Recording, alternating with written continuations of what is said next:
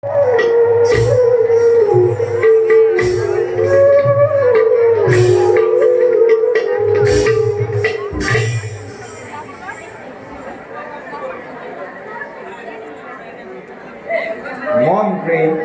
মহাৰাজ কুশলে আছেনে মোৰ ৰাজ্যৰে সকলো প্ৰজাগণ? মহাৰাজ, ৰাজ্যৰ সকলো প্ৰজাই সুখ শান্তিৰে কৰিছে জীৱন। কিন্তু কিন্তু কিন্তু কি মন্ত্ৰীবৰ? মহাৰাজ, আপোনাৰ একমাত্ৰ পুত্ৰ কুমাৰ ধুম্ৰাক্ষৰ অত্যাচাৰত ৰাজ্যৰ প্ৰজাবৰ্গ ক্ষুব্ধ হৈ উঠিছে। মন্ত্ৰী, ৰাজ্যৰ চাৰিওফালে প্ৰজাৰ মুখত কেৱল শুনিবলৈ পাওঁ কুমাৰ ধুম্ৰাক্ষৰ গ্লানি। মহাৰাজ, অতি সোনকালে ইয়াৰ কিবা এটা উপায়ৰ ব্যৱস্থা কৰক। নিশ্চয় নিশ্চয় মন্ত্ৰী, ইয়াৰ উঠা বাচা। পিতা, মই মৃগয়ালৈ যাবলৈ ওলাইছোঁ। মৃগয়ালৈ? হয় পিতা। বাচা, তুমি জানানে মৃগয়ালৈ যোৱাটো কিমান ভয়ংকৰ কথা? জানো পিতা, সেই কথা জানিহে মই মৃগয়ালৈ যাব ওলাইছোঁ। বিপদৰ কথা জানিও তুমি মৃগয়ালৈ যাবা?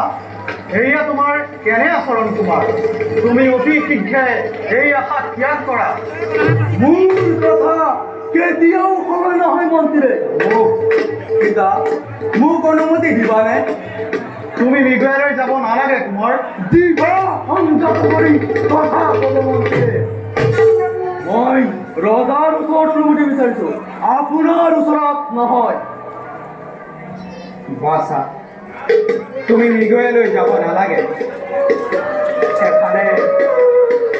এফালে দুৰ্ঘোৰ অৰণ্য আৰু আনহাতে ঋষি মুনিসকলে তপস্যা কৰি থাকে।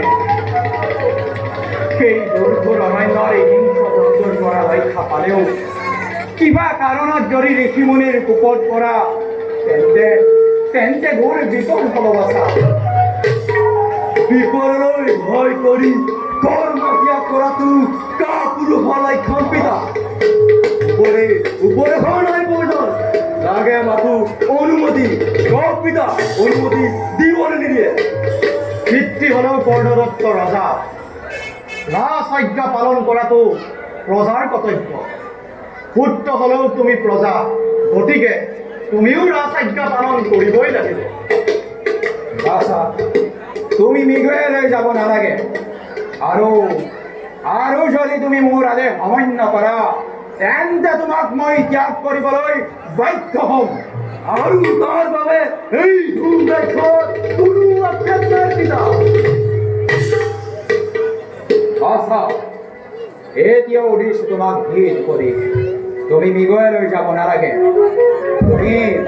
তুমি জানি শুনি সেই অগ্নিত জাপ দিব নালাগে।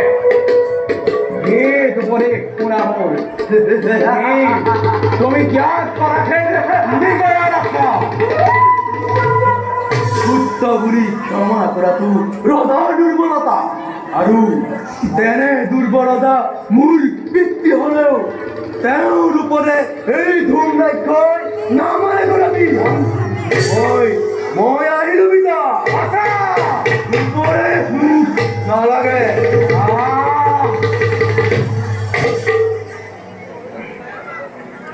মন্ত্ৰী আৰু সেনাপতি মহাৰাজ, পিতৃৰ সন্মুখত পুত্ৰৰে অহংকাৰ দেখি তোমালোকে